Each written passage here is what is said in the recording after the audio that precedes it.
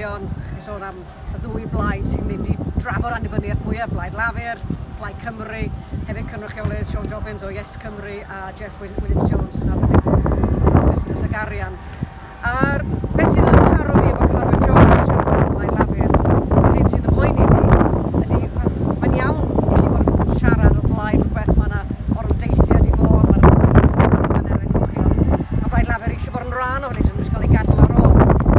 Mae gen nhw hanes, wrth gwrs o'n wneud hyn yn ddiweddar, rwan hyn efo Brexit, mae Blaid Llafur yn bodloni a deud bob dim wrth bynnag sydd eisiau clywed be o blaid neu yn erbyn.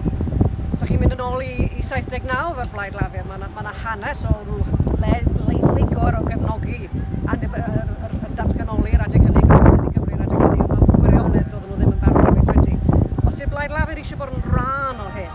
nid jyst mater o eiriau cynnes, mae'n rhaid nhw weithredu, pan maen nhw'n gweld bod annibyniaeth yn dod i ran o'r Alban, sut maen nhw'n mynd i gefnogi yn fanna.